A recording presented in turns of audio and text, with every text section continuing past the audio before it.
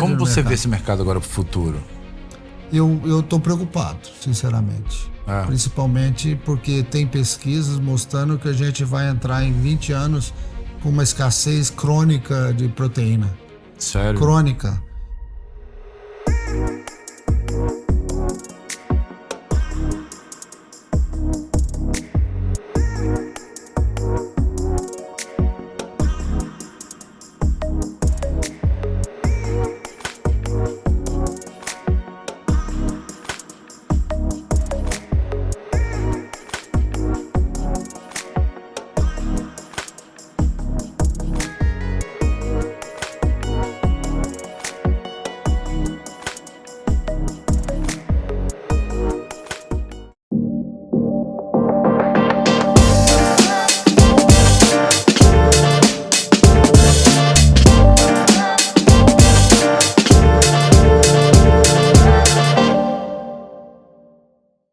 Olá, meus amigos, estamos aqui iniciando mais um episódio do Na Mesa com David Pimentel. E hoje tenho mais uma história inspiradora para você. Eu tenho certeza que você vai se identificar com ela. Mas primeiro, antes de começar o programa, eu peço para que você vá lá no sininho, toque no sininho, também dê o seu like e esteja nos seguindo aqui no canal do YouTube.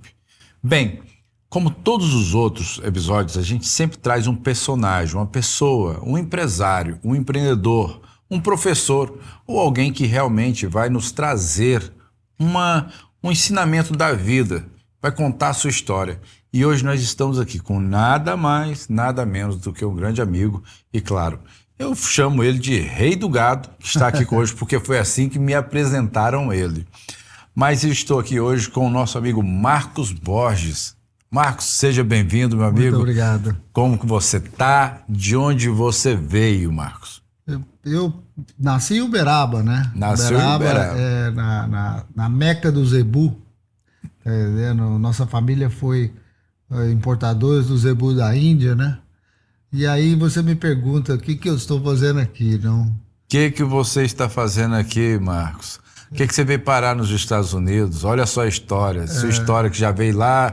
Você já começou aqui a falar para mim que começaram a importar esse gado há muitos anos atrás, muitos e muitos anos atrás. Isso entrou na sua família e daí você veio parar aqui nos Estados Unidos, já está aqui já há bastante tempo. 32 anos já. 32 anos nos Estados Unidos. 32 anos, mas começa a história no Brasil, né? Porque o Brasil, se você voltasse a 200 anos atrás, era muito... A produção de carne era muito pequena, né? Uhum.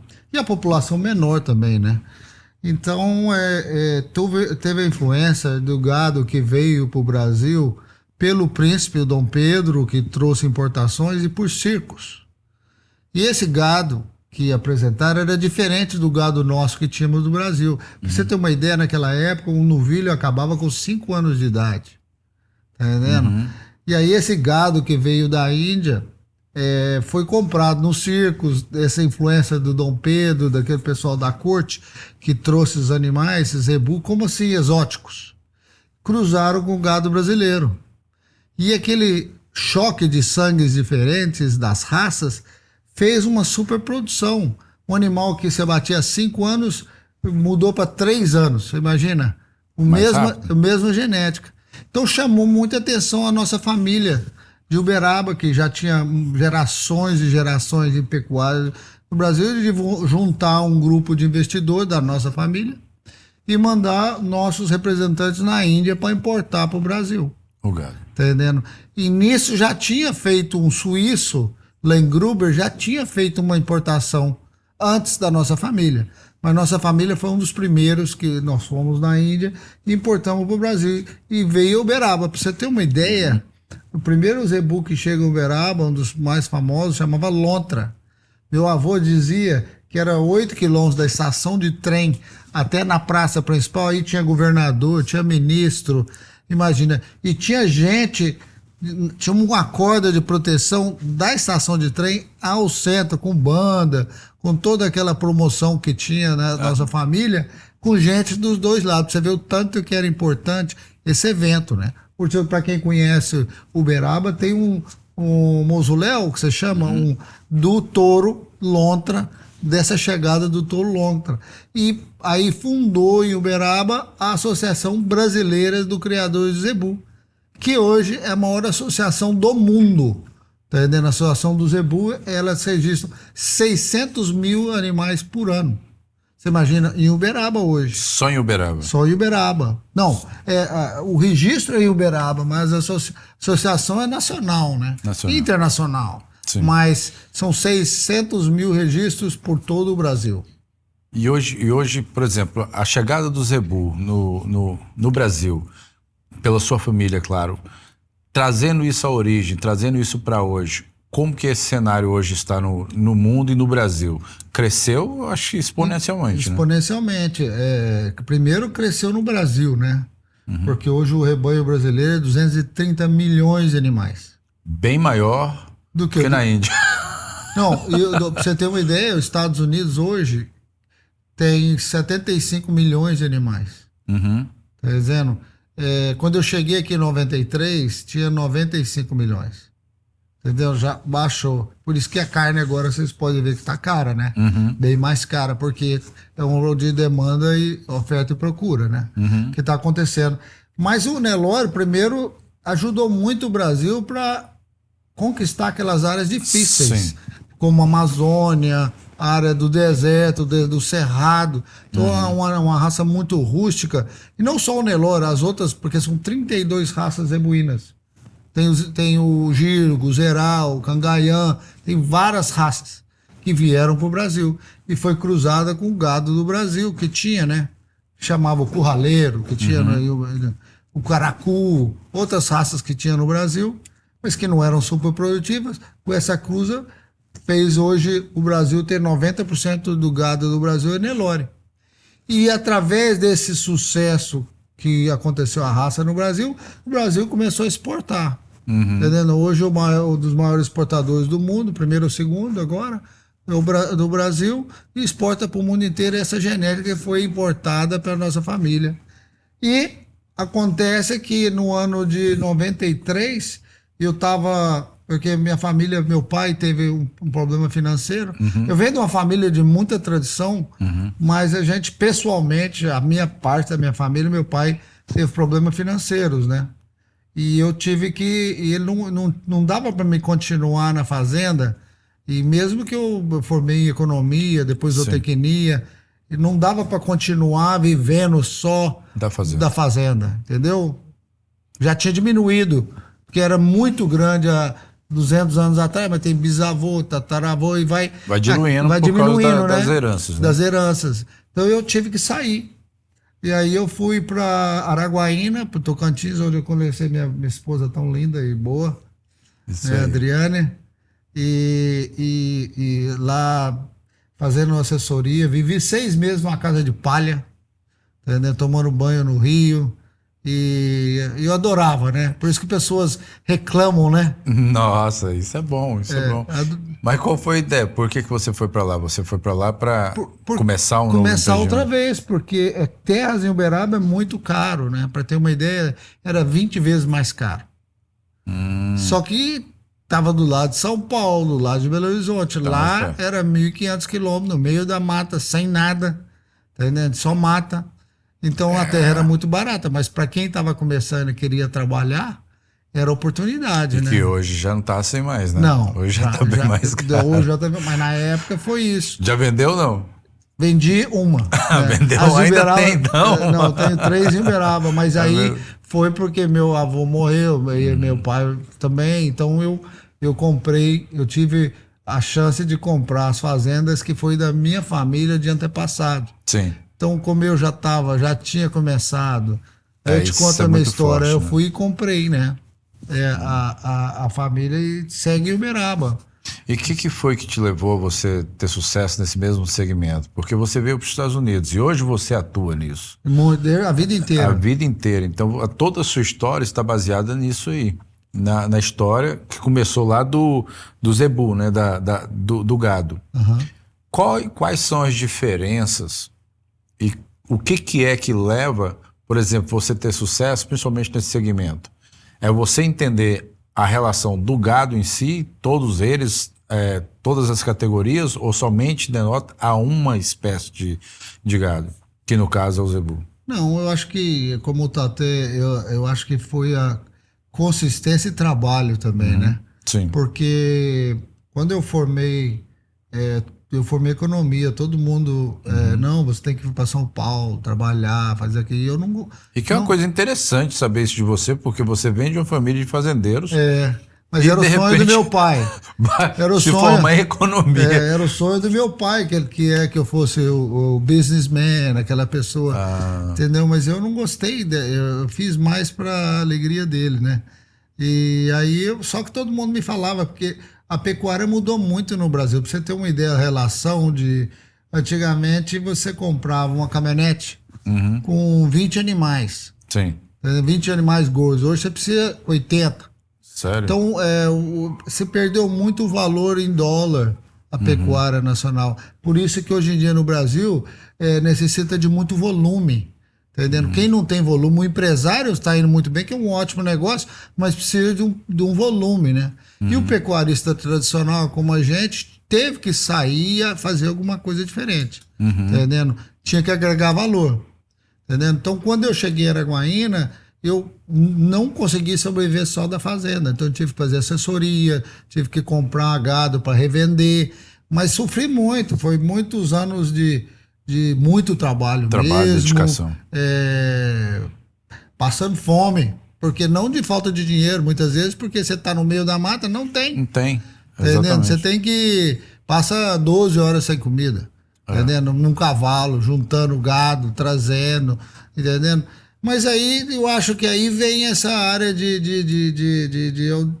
não o destino, mas eu tava fazendo por onde. Era o que né? você gostava. Né? E muito feliz também, né? Nunca reclamei de nada.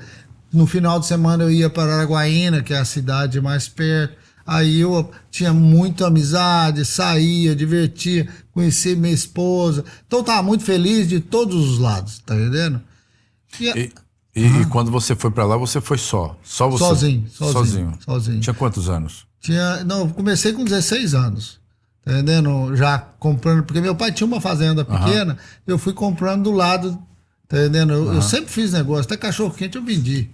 Tá Você entendendo? começou desde cedo. Desde muito cedo. Sempre fui muito comerciante desde cedo. Então, tudo que eu fazia, eu investia. Meu avô me dava alguma coisa, eu reinvestia. Tá entendendo? Eu sempre fui fazendo isso.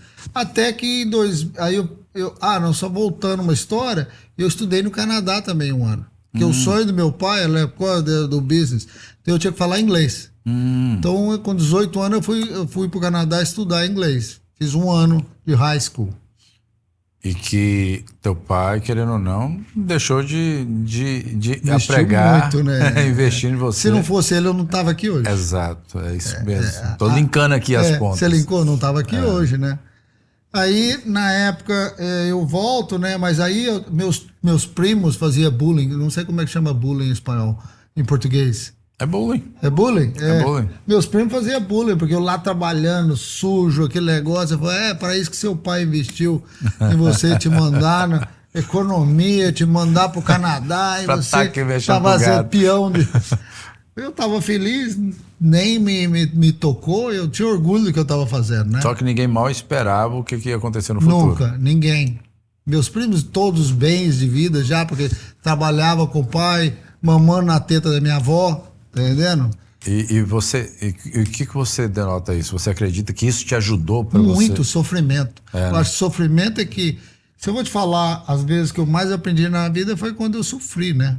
Tá entendendo? E sofri muito. E hoje não tanto, mas na época eu sofri muito. E aí nós vamos continuar a história, que você vai ver que a vida é assim, né? Percursos... que vai te ensinando, né? Porque você foi ousado, você foi para Araguaína e foi sozinho. E foi perigoso lá na época, muito mato, perigoso. Puro mato. E quem trabalhava nas fazendas? Não tinha lei, né? Não tinha lei, não tinha lei. E eu fui sempre protegido, que eu nunca tive que fazer nada, nunca tive o pessoal, eu tinha peão de 70 anos, me respeitava, mas eu sempre fui muito sério nos meus negócios, né? Quando você foi para Araguaína, você tinha quantos anos? 16 anos. Uau, Mas só que Só que eu ia, não para morar, né? Eu ia, trabalhava, voltava, férias, qualquer fim de semana eu ia. Tá ia preparando seu cantinho ali, ia preparando até o negócio. Até que veio meu primo, que a minha família, como eu te falei, eu tinha um primo que meu pai é irmão da Esmeralda Brito, que é da família Ovidio Brito. Ela casou com o Ovidio Brito, que trabalhava para o meu avô. Meu avô foi um dos maiores pecuaristas do estado de Minas, né? Começou do zero e chegou a ter 19 fazendas e 40 mil cabeças. Tá entendendo? Mas lembra que... Eu tenho Brito na minha Você família. lembra aquela história do neto rico, filho médio, né? Como é que é a história? Sim. É meu caso. Tá entendendo? Então eu tinha um nome muito grande, uma trajetória de muita integridade e trabalho, mas não tinha capital para seguir. Para seguir. Para continuar. Você tinha que fazer esse percurso sozinho. Tinha que fazer o percurso sozinho. E aí, por destino, que o Ovidio Brito, que era já o maior pecuarista do Brasil na época, né, nos anos 80, né, e eles começaram a abrir uma fazenda nos Estados Unidos, em 87, para servir de um laboratório, porque ele tinha frigorífico em Cotia, em São Paulo. Uhum. Então ele já sabia que a qualidade de carne ia chegar um dia no Brasil. Uhum. E ele já tinha muito gado Nelore registrado, eles que começaram o Nelore mocho, tá entendendo? Sim. E o sonho do Ovidio Carlos, que era seu filho, era vir para os Estados Unidos, colocar um laboratório e testar o gado dele aqui, tá entendendo? Para voltar a genética para o mundo. E outra coisa, como o Brasil tinha muito problema sanitário, os Estados Unidos não. Ele criasse um projeto aqui, ele podia exportar para o mundo inteiro. Entendi. Tá entendendo? Por isso que aí ele escolhe um lugar, que é o Horto, onde eu vivo hoje, até hoje, que é uma área, a meca do zebu nos Estados Unidos, como Uberaba. Que é uma área perto de Houston, muito tradicional, onde foi criada a raça Brahma. Entendi. Tá entendendo? Então, eles compraram essa fazenda, muito grande, muito boa, tá entendendo? E começaram o projeto, e o projeto não foi tão bem, porque que era o CEO da empresa, era um CEO da Cargill, ele era um bom empresário, mas não tinha raízes no zebu. Não tinha conhecimento. O nosso mercado é muito... O mercado não te respeita se você não for um especialista da área. Não. Tá entendendo? Então ele não conseguia vender os animais e nem produzir os animais de qualidade para competir no mercado. Aham. Tá entendendo? Aí o Paulo Brito, que é meu primo, eu agradeço muito a ele, né? Porque ele me deu a oportunidade, novo, né?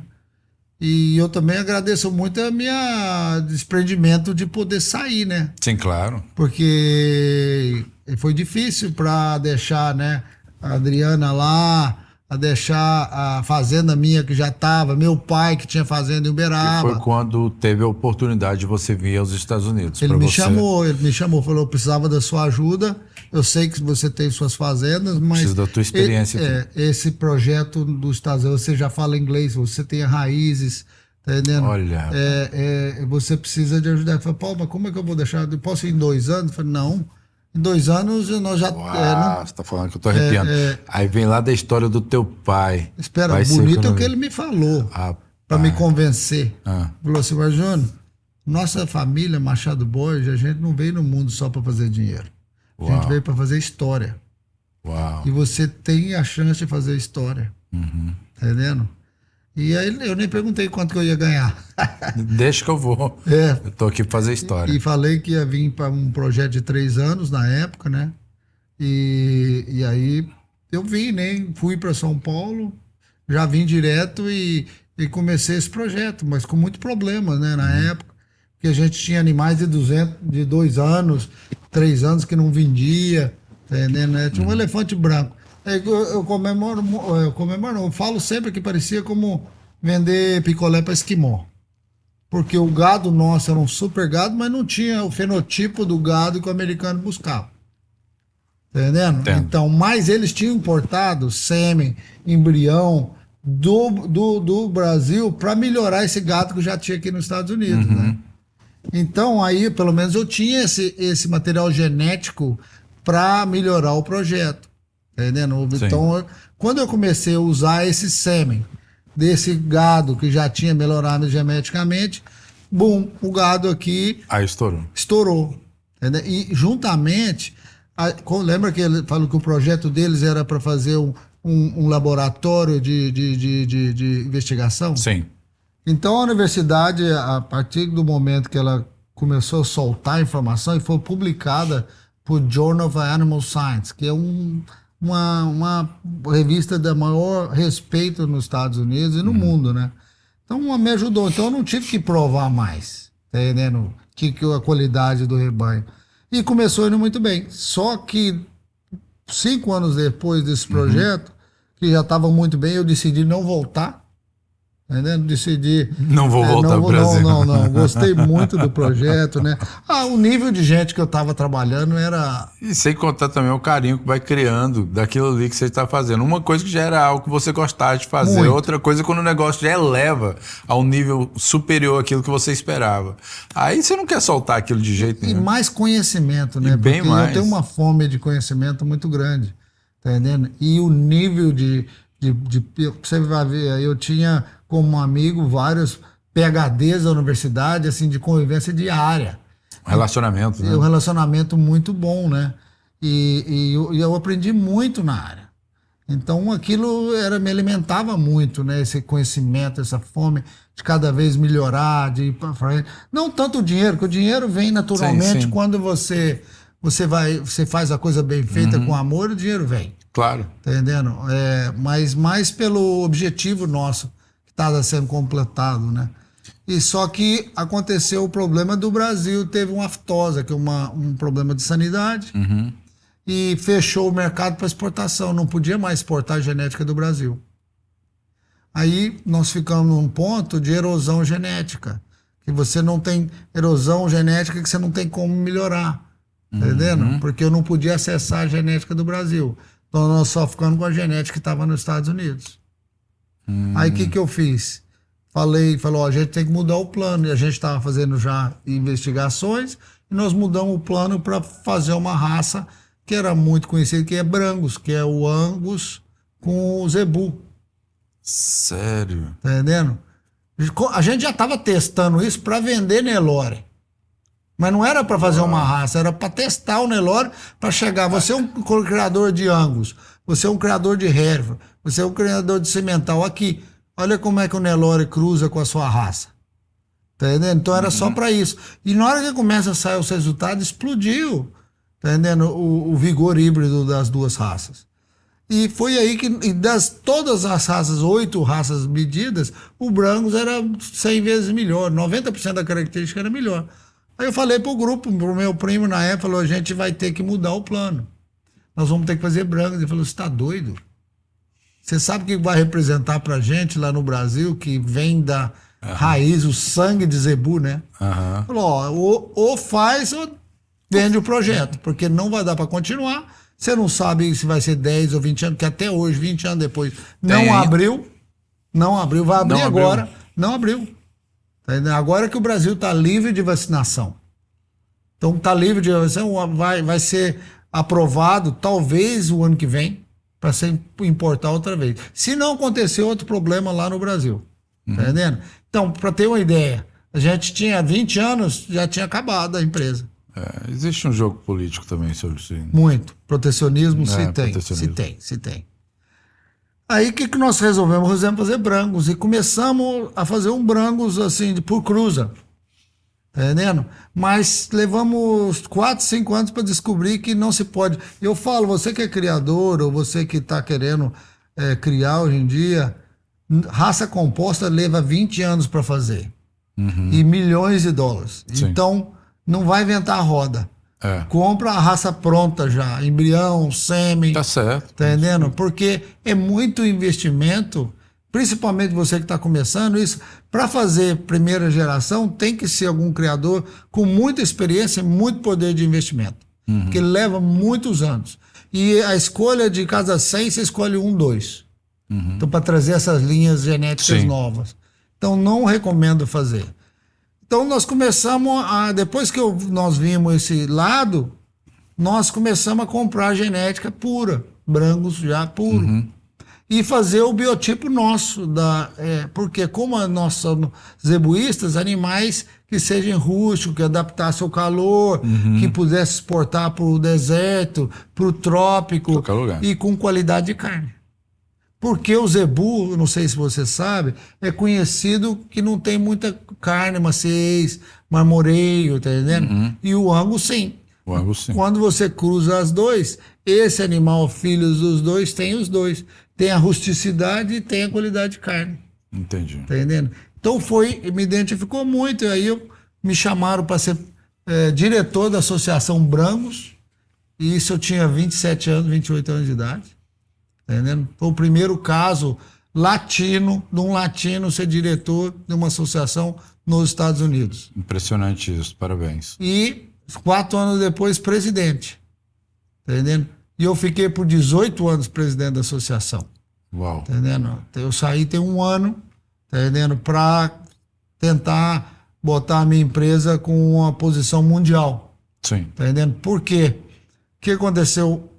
Em 2016, meu primo diminuiu os negócios. Os filhos não tinham endereço nessa área de pecuária, que são empresários de outro ramo, né? E ele decidiu vender a fazenda. Como era uma fazenda muito grande, eu não queria vender todas as minhas coisas do Brasil para vir para cá. Falei, não, eu vendo uma, que é essa do norte, e compro uma menor. Então, nós vendemos a fazenda dele, vendemos o projeto dele.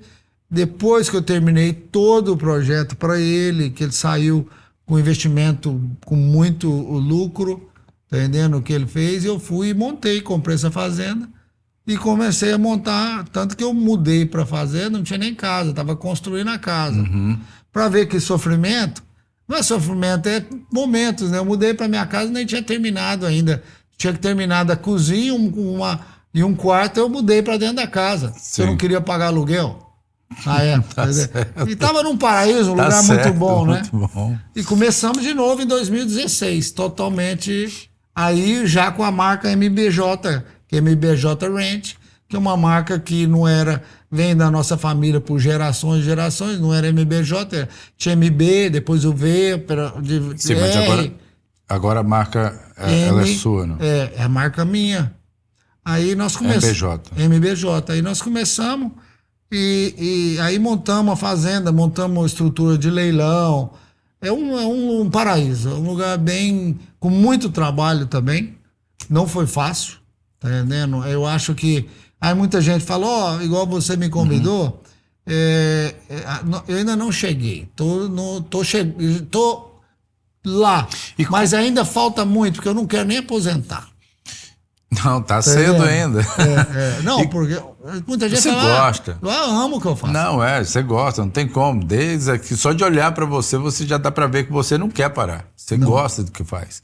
E hoje, qual é o principal projeto que você tem? Você está trabalhando na MBJ, que é a sua marca, o que você criou. Qual é o seu propósito nisso? O meu propósito primeiro foi provar para mim mesmo e para os mais jovens, para as próximas gerações, que sim, se pode. Sim, se pode. Sim, se pode. Porque todos acreditavam que era impossível o que eu fiz. E eu estou mostrando para os mais jovens que se pode e se pode muito bem. Tá entendendo? Então, esse é um dos objetivos grandes nossos. E mostrar para os nossos filhos também, né? Que minha filha agora está fazendo economia. Imagina, e adora. Você imagina? Mas porque teve uma inspiração. Teve uma inspiração dentro de casa. Até quando o avô falava assim, vai fazer economia, vai lá, faz inglês, que você precisa falar inglês também. Mal ele imaginou que todos esses recursos que você aprendeu ia te ajudar no futuro. É uma coisa impressionante, mas um detalhe que eu vejo muito na grande gama de empreendedores e empresários é aquilo que começa lá no comecinho, e as sugestões que os próprios pais dão, ou então que você pega como referência, que a princípio parece que não tem nada a ver. Mas no decorrer da sua jornada, você passa a perceber que teve tudo a ver. A única diferença é que você usou de forma diferente. Você usou de forma diferente. Não quer dizer que você não exerceu um cargo de um ministro da economia, ou então de economia numa empresa, mas você usou para o seu próprio contexto de vida, você usou para os seus negócios, e querendo ou não, você conseguiu trabalhar com isso de forma muito boa, porque você conseguiu proteger os seus recursos, você veio para os Estados Unidos, continuou tendo seus bens, né? Hoje conseguiu fazer todos os projetos que você fez, foi presidente da associação, conseguiu uma posição no mercado que é muito disputado, entendeu? Muito disputado, só que nem todo mundo tem esse conhecimento. E a maioria da turma que está nesse segmento que você está, não adianta.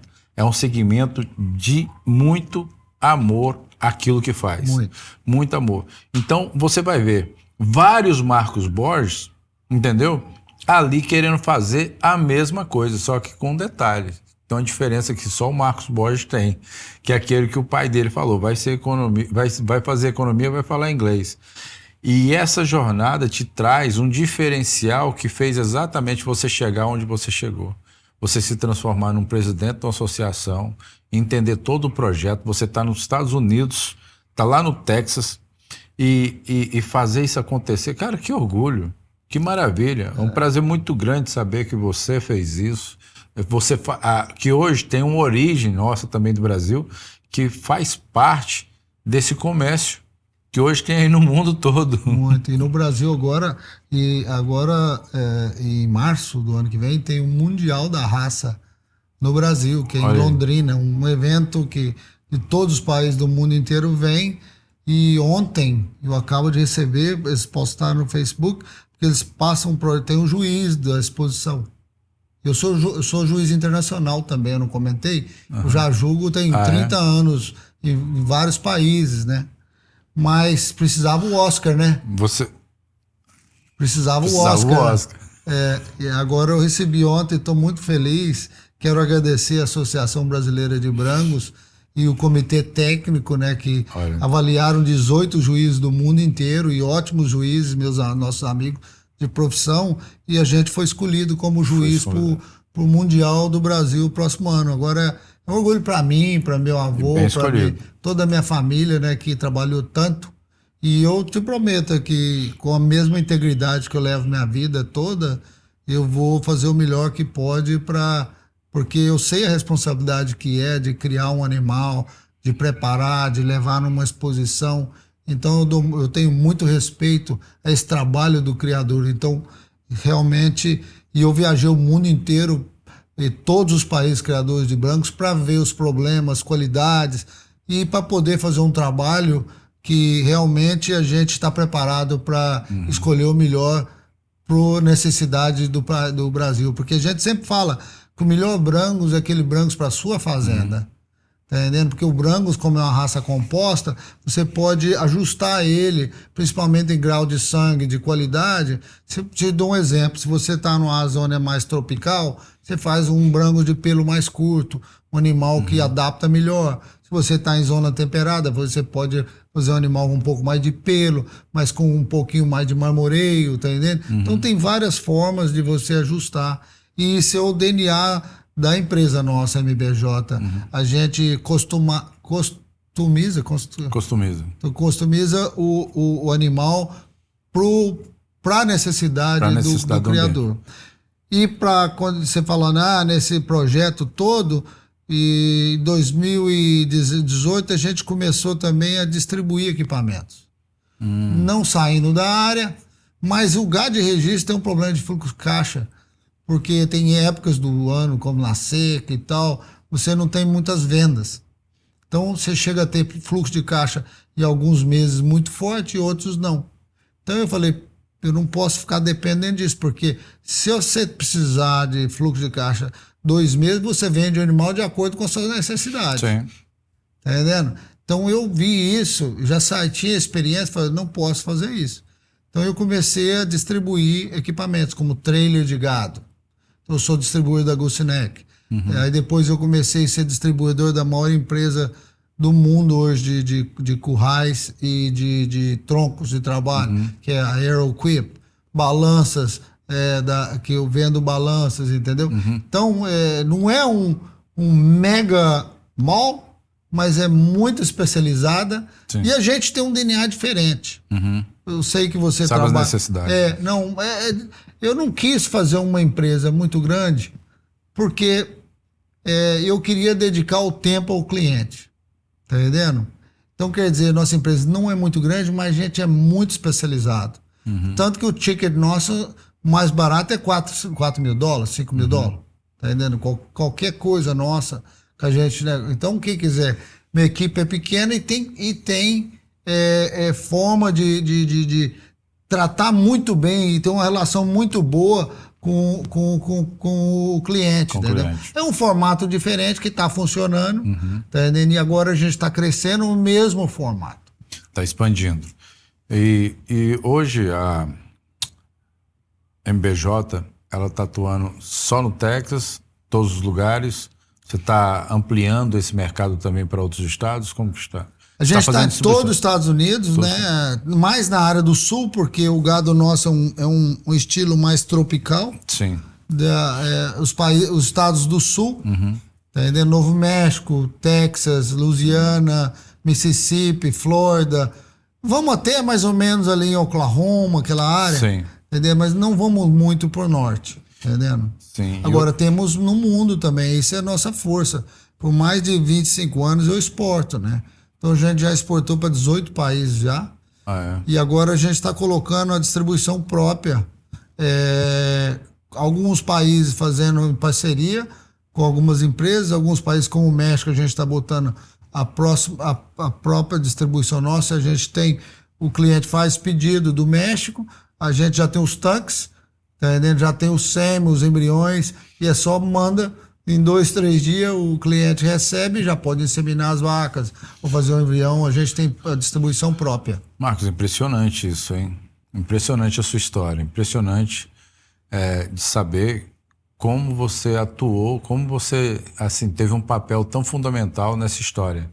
Então, se é para fazer história, você realmente entrou na história, né? Fazendo todos esses projetos, fazendo isso acontecer, né? Imagina, eu fico imaginando aqui, nossa, o camarada vai comer uma carne lá na Alemanha. Eu tô na Alemanha também. Lá na Alemanha. Isso tudo teve um começo aqui. E principalmente, Não é impressionante? principalmente se tiver qualidade. Principalmente se tiver qualidade. Aí vem da gente. É o que eu estava falando. Eu tive um podcast com um dono de churrascaria e ele com muito amor nisso também, falando das carnes e explicando como que ela é tratada, como que ele compra só de um lugar, porque ela tem que ser fresca, que o cliente ele tem que ter experiência de saborear aquela carne e comer uma carne boa. Então, resumindo, eu já falei com ele sobre o poder da carne na churrascaria, agora eu estou falando do cara que já faz a carne do jeito que quiser.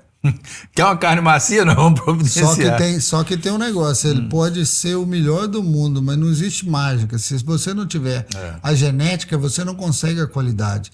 Para ele ter uma churrascaria de alto nível, ele tem que juntar o trabalho artesanal dele com a qualidade genética. E aí vem o trabalho nosso, né? Que é manter linhas que seja produtiva, lucrativa, que dê essa qualidade de carne que você está buscando. Qualidade de carne, bem né? saborear. Hoje a gente vê tantos tipos de carne no mundo, né? Tem carne hoje tão cara, carne boa, que você vai... Tem carne pra você degustar. Tem aquela carne lá no Japão, lá, tem a Kaúcho, as raças, né? Yagyu e a Kaúcho. Kaúcho são carnes hoje muito caras. Vocês já pensaram num cenário assim semelhante também, não? De preparação? O problema dessas raças que elas são uma raça de custo de produção altíssimos. Né? E raças que levam muito tempo para produção. Pra você ter uma ideia, você terminar um bezerro que é de essas raças, chega a 3 anos e meio. Tá, comparado com um branco, você termina com 18 meses. Entendi. Tá entendendo? Então, economicamente não é tão viável. Não é tão viável. Por isso que é caro. Tem algumas pessoas, e principalmente onde a carne é muito cara, é de onde esse mercado funciona melhor. Porque nos mercados emergentes ou na Europa... Não dá tempo, não tem como. Não precisa de carne no mercado. Precisa de carne. Precisa de carne no mercado. E precisa produtividade. Como você mercado. vê esse mercado agora para o futuro? Eu estou preocupado, sinceramente. É. Principalmente porque tem pesquisas mostrando que a gente vai entrar em 20 anos com uma escassez crônica de proteína. Sério? Crônica. E a única forma da gente não ter esse problema é nós, da nossa área, melhorarmos ainda mais em produtividade e ter o suporte governamental também. Sim. Principalmente porque você vê o rebanho americano agora com 75 milhões e a população dos pecuaristas cada vez se envelhecendo mais. E você acredita que, por exemplo, o fato da população pecuarista estar envelhecendo e não está tendo mais essa turma que realmente toma conta da pecuária, ela está se distanciando um pouco mais? Está mudando isso? E você sabe por que isso, né? Porque hoje um estudante da universidade que forma na área de tecnologia, ele sai ganhando $90 mil, $80 mil. Um veterinário, um zootecnista, sai ganhando 60. E aí, em toda a vida, entendendo? Todas as outras profissões valem muito mais, ganham muito melhor do que o pessoal da nossa área. Entendeu? Mas eu acho, não, tenho certeza que isso vai mudar. Sabe por que vai mudar? Tem que mudar. Porque agora, cada vez, você nunca mais vai ter, eu acho que a proteína é barata. Entendeu? Eu acho que cada vez... Vai ficando caro porque... porque não vai ter o mesmo volume que tinha antes. E aí, tá dando mais margem. Então, agora nós estamos passando o melhor ano da história dos Estados Unidos para lucratividade. Entendendo? Por quê? Porque o recorde... Pra você ter uma ideia, hoje um bezerro de 200 quilos vale $2.500. Um bezerro, qualquer um bezerro. $2.500. Há 2 anos atrás, adivinha quanto valia? 1.500? 900. 900?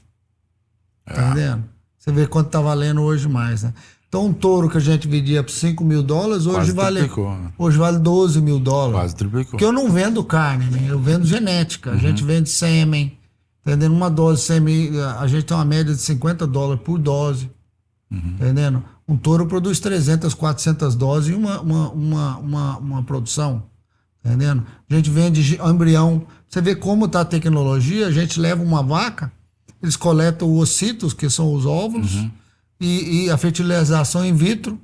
Tá entendendo? Eles colocam o sêmen e em uma semana eu estou com 20, 30, 40 embrião dessa vaca, que antigamente podia ter um bezerro, uma produção. Sim. Tá entendendo? Já tem a clonagem, já tem transgênico.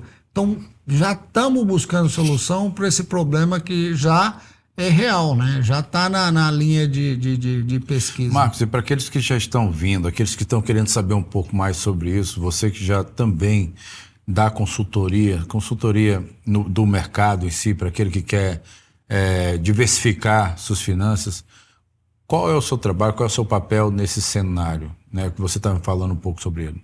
É que você sabe agora com o que passou o Brasil, né, esses problemas políticos que o Brasil teve, eu tenho vários amigos, conhecidos, né, do negócio, que me buscam muito hoje em dia para ajudarem eles a estruturarem o negócio deles nos Estados Unidos. E não só eu, para direcionar eles para as pessoas de reputação, profissionais, né, que confiáveis, tá entendendo? Então eu sempre trabalhei em consultoria genética e de manejo. E algumas vezes nessa área de estruturação de negócio, tá entendendo? Mas eu formei em economia, tenho um know-how e já fiz muito, mas não tanto. Mas agora a procura cada vez aumenta, né? Sim. Então eu decidi abrir essa empresa, tá entendendo? Já estou registrando ela numa empresa nova, que chama MBJ Business. Entendeu? MBJ Business. Então essa empresa, ela vai servir não somente, que muitas vezes eles querem que eu ajude eles na compra de uma fazenda, estruturação da fazenda para ele nos Estados Unidos, com toda... também na área eles querem muitas vezes vir investir na área de produção aqui, na área agrícola, equipamentos, tá entendendo? Que eles querem vir colocar um negócio nos Estados Unidos. E muitos americanos também que querem ir ao Brasil, tá entendendo? E a gente já ajuda nessa ponte, tá entendendo? De negócio para eles. Então essa é uma empresa especializada e ajudar essas pessoas, esses empresários que querem vir para os Estados Unidos e não... Porque você sabe que leva anos e anos para você conhecer o mercado e não errar tanto, né? Então a gente oferece para quem precisar de contactar a gente está à disposição de ajudar e claro que não é 100%, mas 99% é de sucesso. Maravilha, você tem um know-how. Você tem um know-how e você que precisa de, sei lá, diversificar, buscar algo aqui nos Estados Unidos, nada melhor do que você procurar sempre a pessoa certa, que tem uma certa experiência. Marcos Borges, ele tem uma experiência fantástica naquilo que faz, na área da pecuária. Espero, né, conhecer vários Marcos Borges e que venham outros mais ainda, que nasçam outros mais, para realmente continuar essa cultura que a gente precisa, que é a cultura da agropecuária no mundo inteiro, que é muito importante. Hoje, todo mundo, né, todos nós gostamos daquele churrasquinho, gostamos daquele bife, gostamos da carne no prato, na mesa. Então, esse é um cenário futuro muito importante e eu acredito, é um dos cenários que eu quero diversificar os meus investimentos, porque eu acredito que isso, no futuro muito próximo, vai valer tão quanto a tecnologia. Muito. Eu acho que está mudando muito. Entendeu? Já está mudando, né? Porque é um cenário que vai ficar escasso. Essa nova geração, ela não foi preparada para a agropecuária. Então, até ser formado uma outra geração da pecuária, vai demorar. Então, isso vai levar a preços astronômicos aí para cima. Só para completar, é porque tem muita gente que está querendo vir para cá e eu queria dar um conselho para essas pessoas, se você me permite. Joga aqui, ó, para essa câmera aqui. Muita gente fala, eu quero vir, né? E aqui você conhece muito Orlando, que aconteceu muitos casos de sucesso e não sucesso. Então, quantas pessoas vieram para Orlando e tiveram que voltar? E aí, se você vem para os Estados Unidos, primeira coisa, aprenda a falar inglês, tá entendendo? Porque aqui não tem problema de racismo, não tem problema de nada, aqui tem problema de língua. Se você não consegue falar a língua deles, você não vai se integrar, tá entendendo? E outra coisa, procure, antes de vir, ter um plano de negócio, tá entendendo? Não é vir, eu vou e de lá eu resolvo. Não, você tem que vir já com os contatos feitos, estruturado, tá entendendo? Com um plano de negócio, com um visto organizado. Quantas pessoas chegam aqui para cá, vêm como turista? Não vem legal, porque você vai trazer problema para sua família, tá entendendo? Tem como vir como investidor, tem várias opções para você vir. Então, meu conselho é isso. E outra coisa, educação. Tenta fazer a maioria de cursos que você puder, tá entendendo? Eu pra você ver, eu tô aqui na Flórida hoje fazendo um curso, tá entendendo? E eu presto assessoria para o mundo inteiro. Você nunca sabe tudo, você sempre pode aprender mais. Então esse é um conselho que eu dou para nossos jovens e para quem quer vir para os Estados Unidos. Exatamente. Isso aí. Muito obrigado, Marcos. Olha, realmente sua história fantástica. Te agradeço. Você é uma grande inspiração. Você é um orgulho nosso como brasileiro, o fato de ver você aqui nos representando nos Estados Unidos. E esse carinho seu, é claro, pelo nosso prato principal, que é o churrasco. Um bom churrasco. Exatamente. Gente, olha, é isso aí. Marcos falou tudo. Você que já recebeu essa referência, eu te agradeço por você estar comigo aqui até agora. Eu peço para que você venha curtir esse vídeo, que você possa também compartilhar, possa tocar o sininho para você receber as notificações do nosso canal. O meu canal, que é o Na Mesa com David Pimentel. Mais um programa, mais um episódio. Agradeço a todos vocês e daqui a uns dias pode ser você que esteja aqui comigo. Então te espero e até a próxima. Tchau, tchau.